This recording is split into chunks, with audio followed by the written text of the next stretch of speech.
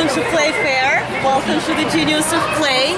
The Genius of Play mission is to raise awareness about the vital role of play in child development. We are a relatively new movement. We just started last year, and the important thing is that before we launched our website, thegeniusofplay.org, and our social media, we had collected a lot of third-party research. We had spoken with a lot of play and child development experts, and we collected all the information, so it became very clear to us that play is more than just fun. We all know that play is fun, but there is more to it. It's vital to helping kids build critical life skills, creativity. It helps us strengthen family bonds and even reduce stress. Thank you for coming to play with us, and I hope that you will support the Genius of Play movement and what we're trying to do, which is to remind parents how essential and how magical play really is.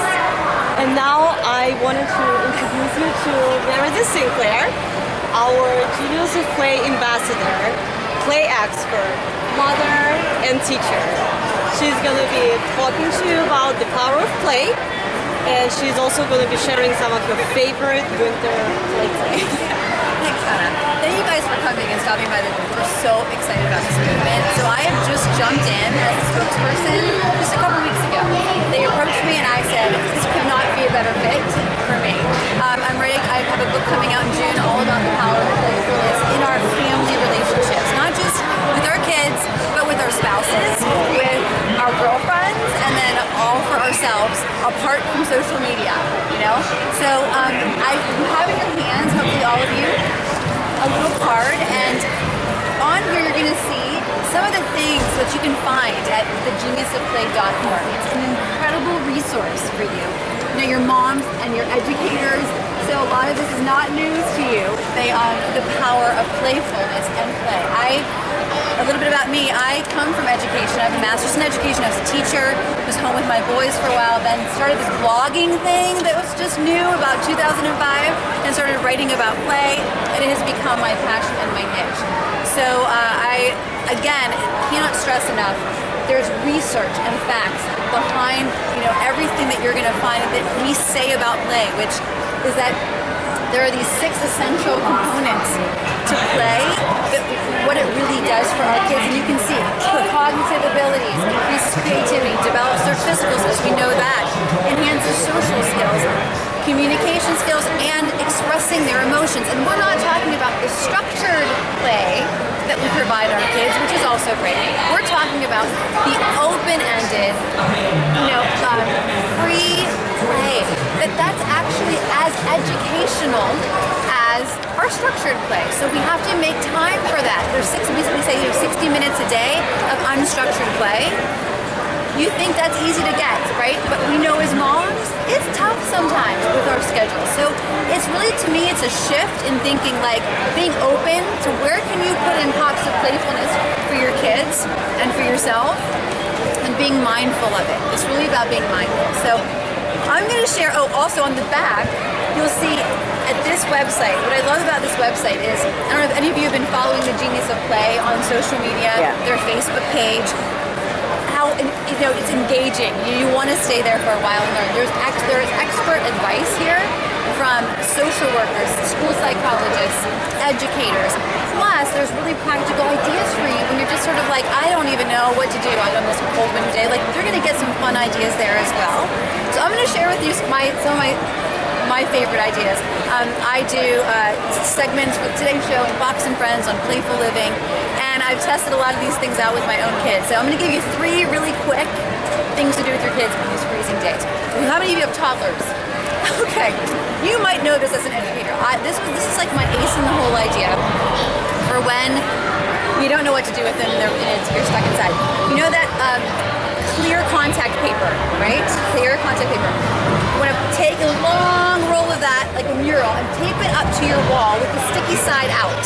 Okay, I used to do this all the time in my preschool classroom, and it is like, they're like, it's a magnet for kids. And then you undo it so that the sticky side's out, and then you just provide them with all kinds inexpensive doodles that you already have in your craft box, right? Or cut up tin foil, or cut up tissue paper. And for your littlest ones, the 2-year-olds, it's like a no-mess mural. There's no glue, and what they stick on there stays. And then if you want to preserve it, you just top it with another piece of contact paper, and they've got this big mural. And you know what kids want to like draw on the walls? Well, this gives them a chance to sort of like create on the wall at their level. So try that out, it really does work. And then secondly, use what you have.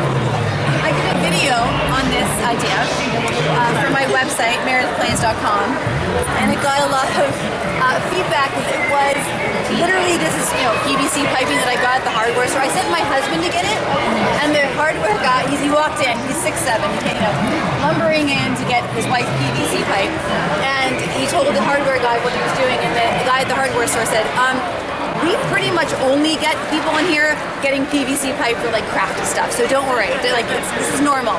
So as you can see, some connectors.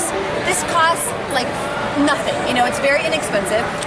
I just use my solo cups, and what this is a swinging target for your Nerf blasters, or the little arrows, those zing arrows that you might have, or ping pong balls, or rubber bands, anything that can fly, paper airplanes.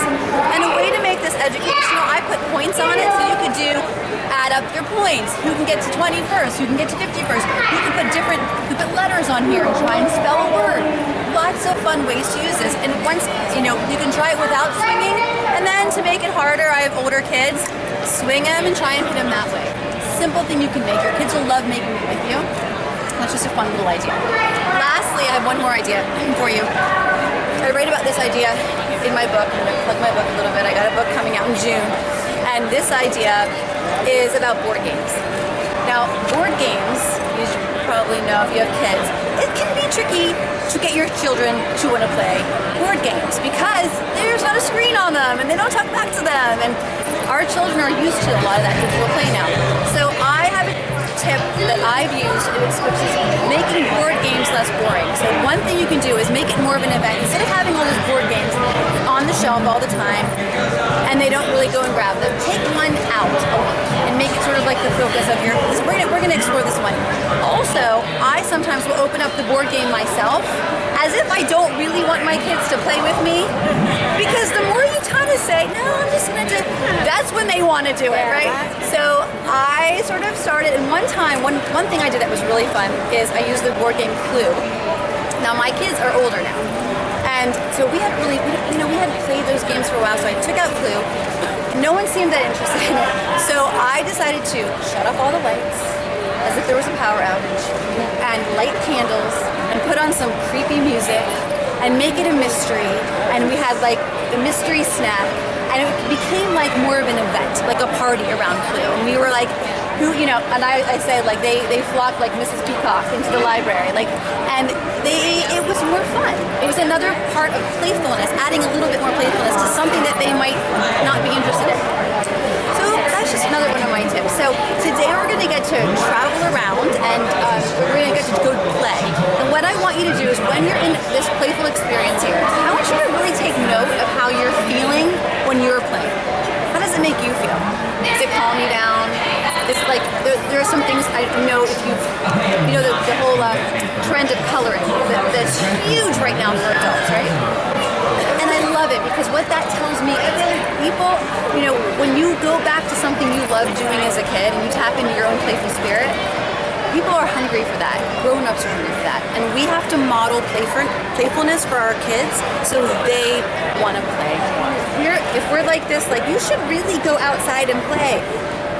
I mean, that's hard. It's a hard sell. And I'm a digital mom too. I know. I'm right there with you on this. So think about how you feel when you play.